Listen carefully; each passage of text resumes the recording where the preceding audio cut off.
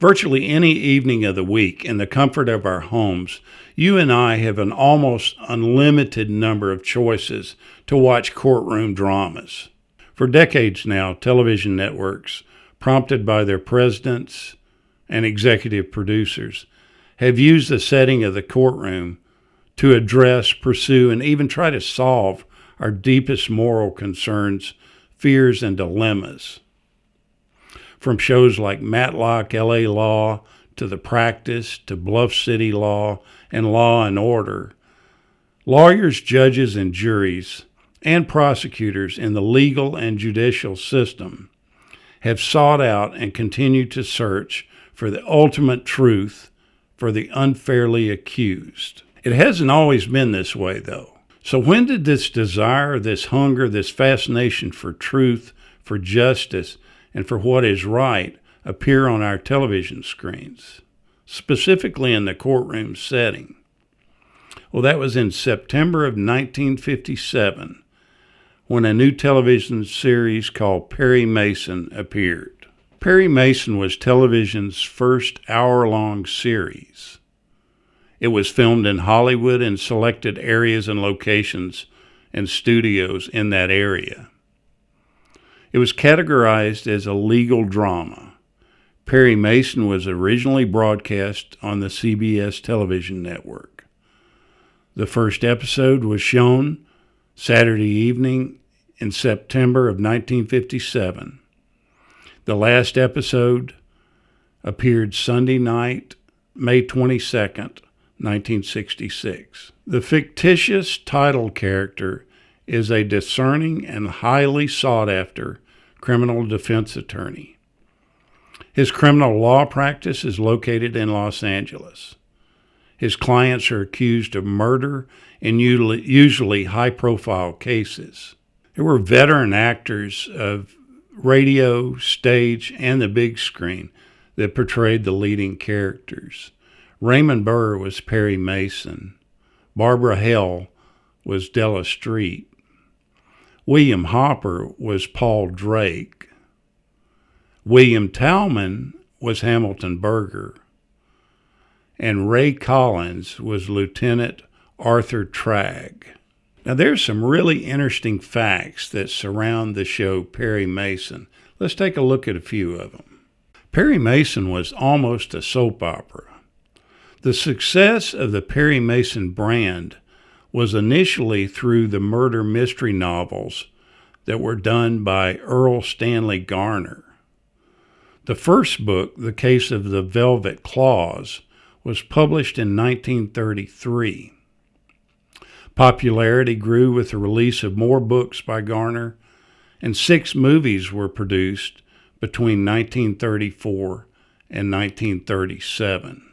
A 15-minute weekday radio program began in October of 1943 and ran successfully through December of 1955. CBS Studios were finalizing plans for one final media adaptation of the Perry Mason character. That would be as a soap opera on television that was entitled The Edge of Night. Initially, Garner was behind this new medium of exposure. However, CBS wanted Perry to have a love interest on the show. Garner objected to this angle. No compromise could be reached, so Garner packed up Perry and left. The soap opera was revamped, released in 1956, and ran continually to 1984. There was only one episode that was filmed in color. In Season 9, Episode 21, The Case of the Twice Told Twist, it was filmed in color. It was likely filmed in September or October of 1965, and it aired in February of 1966. It was at that time that CBS got a little cocky and moved the show from its rating-winning area of Thursday nights to compete head-on with NBC's Bonanza on Sunday nights. With Bonanza established on Sunday nights, this was a battle that couldn't be won. Perry Mason was not renewed for another season. The show was canceled after 271 episodes. Perry Mason only lost one case, and that case was not a criminal case, but a civil law case. In the opening scene of the case of the witless witness, attorney Perry Mason and Judge Daniel Redman are discussing Mason's losing the case by arguing bad law.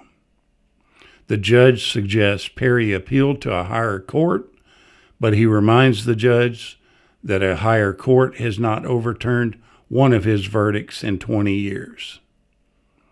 In two other episodes, the case of the terrified typist and the case of the deadly verdict, the juries hand down guilty verdicts to Perry's clients, but by the end of the 52-minute episode, Perry has his clients cleared. Earl Stanley Garner actually appeared in the TV series.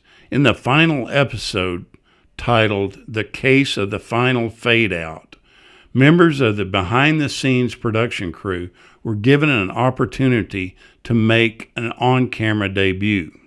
And many did, including executive producer Gail Jackson. More importantly, though, she convinced Perry Mason creator Earl Garner to make his acting debut as well. This particular episode had 2 murders and therefore 2 trials. Mr. Garner played the presiding courtroom judge in the second trial. Actor Raymond Burr initially auditioned for another part.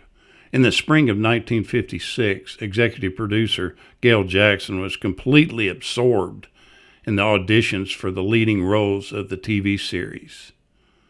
Dozens, if not hundreds, of actors and actresses read for the script. Included in that host of actors seeking the role of District Attorney Hamilton Berger was, yes, William Talman, who ended up with the role, but also Raymond Burr. Gail Jackson was familiar with Burr, having been impressed with his courtroom presence in the 1951 critically acclaimed film A Place in the Sun. Possibly because Burr was portrayed as a district attorney in the Academy Award-winning film, he felt more comfortable reading for that role. However, Jackson saw in Raymond Burr her Perry Mason. She also saw Burr being at least 60 pounds overweight, and she told him so. So he had to go on a crash diet before he returned for the role. Supposedly, Earl Stanley Garner was at the audition when Burr performed, and he actually stood up and said, "That's Perry Mason." He saw him as his Perry Mason.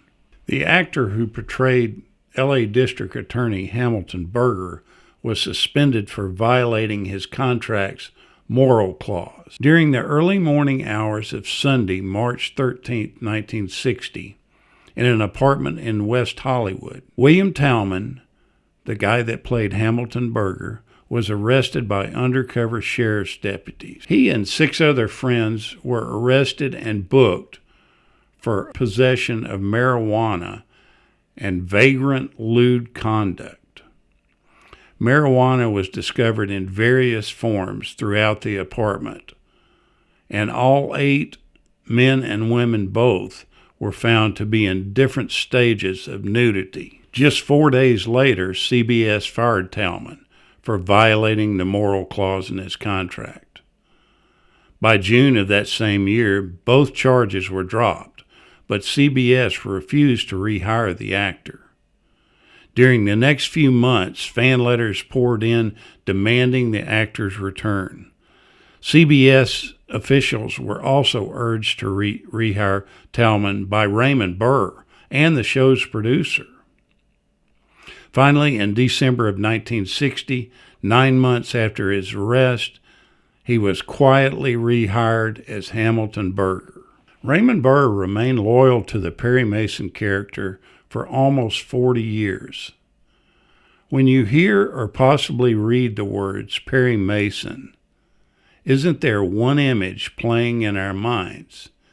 It's that actor, Raymond Burr. For 9 seasons, 271 hour-long episodes, he faithfully portrayed the authoritative and yet caring and compassionate criminal defense attorney.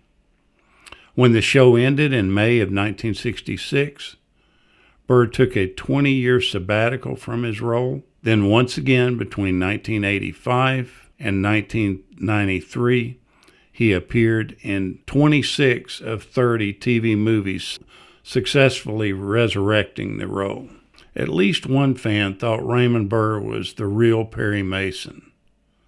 I suppose each of us, at one time or another, could identify with this avid female fan who struggled with distinguishing truth from fiction. She approached Raymond Burr and asked how it was that he never lost a case. His quick response was, "But madam, you only see the cases I try on Saturdays." Hopefully you have become as curious as we have to learn more about Perry, Della, Paul, Hamilton, and of course, Lieutenant Tragg. Thank you so much for watching.